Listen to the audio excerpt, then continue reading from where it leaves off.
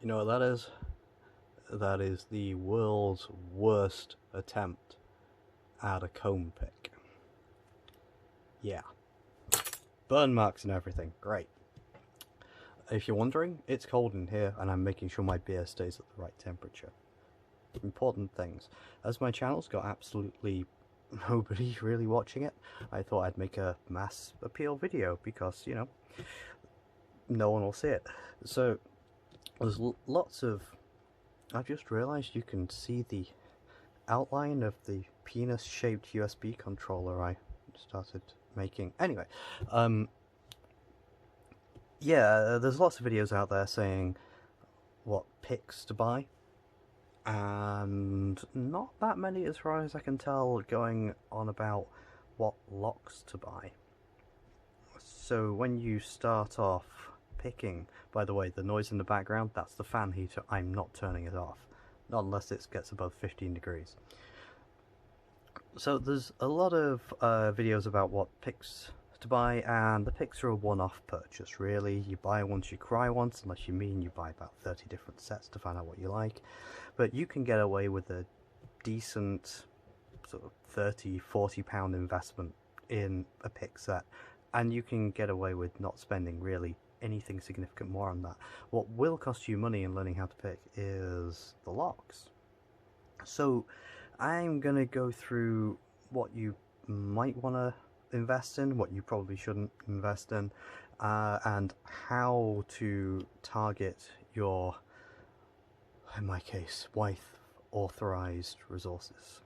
So everyone probably gets one or two of these. They do various models. I've seen ones that claim to have good tolerances, etc, etc. These, as far as I'm concerned, are not a training aid, these are a teaching aid. These will teach you how a lock works and what happens when you stick a pick inside them and start poking at things. Beyond that, no, these are not going to instill that muscle memory that you really need beyond the very, very basics. Having a few of these for different types of locks is really good. You can see how your bypasses work and all that sort of stuff. Great. But they are not a training aid, they're educational. If you want a real training aid, this is probably the best thing I've come across. There is another smaller core that I've seen, I think Dangerfield branded, which is good, but it's a bit small for me. I like to sit in front of the telly picking, and this gives me more to grip. If you're buying these, you'll probably also want to buy the extended pin sets. They do sell the cylinder with them, but these, you get a few pins, you can jiggle them around a bit. Eventually you will lose a spring, that always happens, and the extended pin sets come with a couple of plugs and some more springs, which is very useful.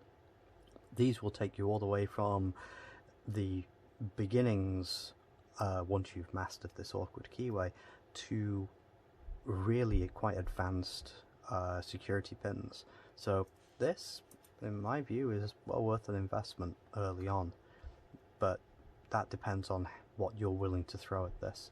These aren't cheap. Everyone will probably end up getting a master lock. Great. These 4-pin master locks are really good. These are proper training locks. These will give you the muscle memory and make you sensitive to that feedback that you're looking for. The problem is that many people just buy the one and they learn to pick it repeatedly, which is great, except for the fact that they go, I can now pick with ease a 4-pin master lock. No, you can't. You can pick that 4-pin master lock. Give you a few more, and trust me, you will end up red as a beetroot when you try and show off picking your mate's lock. So you probably need to buy at least 4. I would argue 7 or 8 of any particular lock if you're going to learn how to pick it. Moving on to this. Do not waste your money. I have many of these. These have got plastic cores, and they are kind of good for learning really exaggerated feedback. They've got plastic cores, they've got shit tolerances, they've got a wide open keyway. Probably not bad for learning how to rake, But beyond that, no, these are not going to teach you how to pick. These are going to teach you what a shit lock looks like, and probably little more.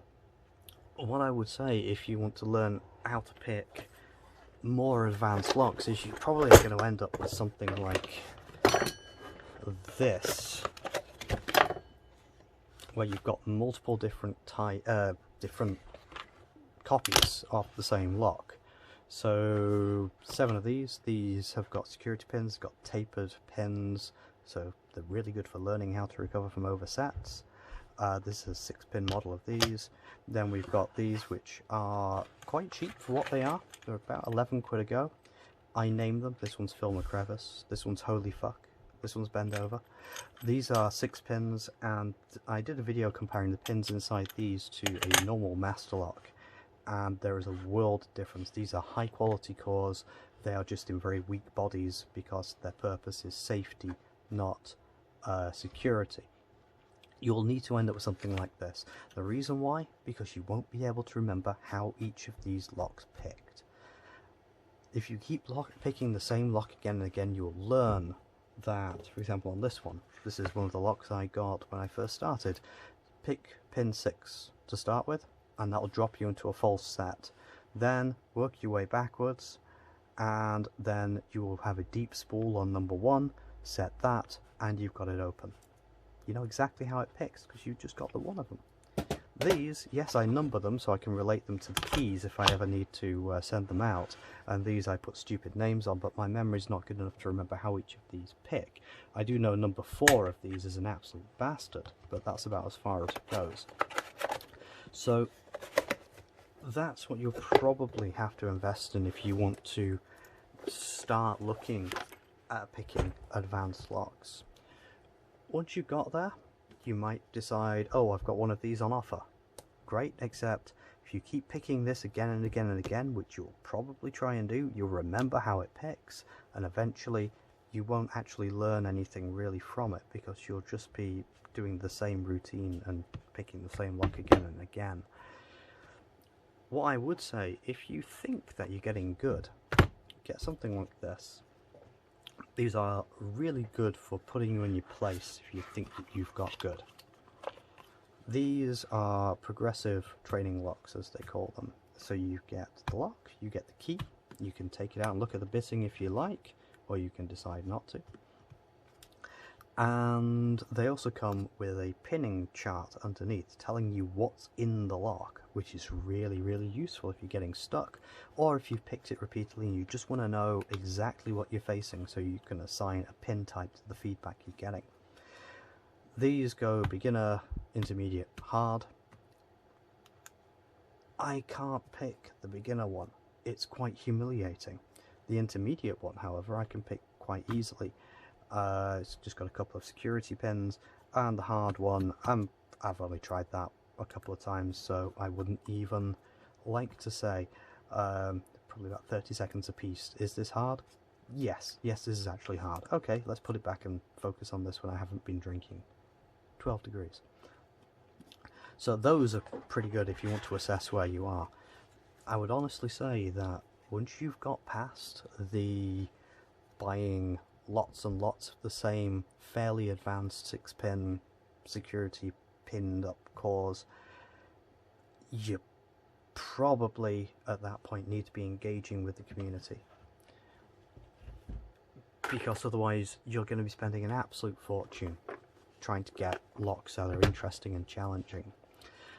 You can make your own, you can build them up with these, but that only goes so far. It is the same keyway, and you pinned it, you know what's in it, unless you train your wife to pin up locks. I get given locks as presents because I'm a very strange person, and this is a set that a friend gave me for Christmas.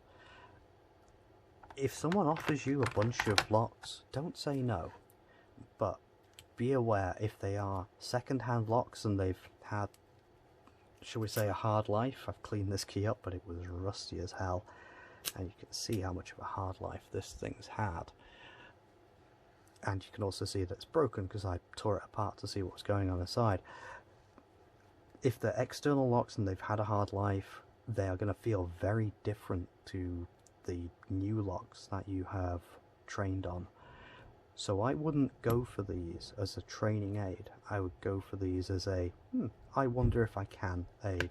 Certainly if they've had an easy life indoors, great. But beyond that, they're really useful to a degree. As a challenge, when you have already got the muscle memory and the feel established, as a challenge these work, but I would caution against using them as a training aid simply because they're just often so manky inside. There's a reason these locks have been replaced, yeah, and it's not because they're fully functional. So that is pretty much all I have to say on the subject. Don't piss away lots of money on supposedly high quality cheap locks, because you'll buy loads of them and they'll go in a box and you'll never ever see them again. They are terrible, are those.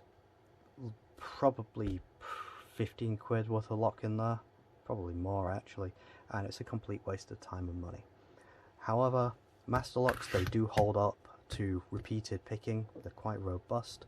They're not very secure, but it does get you that muscle memory that you need. So they're worth buying a few of. And you know, if someone else in the community has got some master locks that have the same sort of value, you can swap them around. There's nothing to stop you doing that.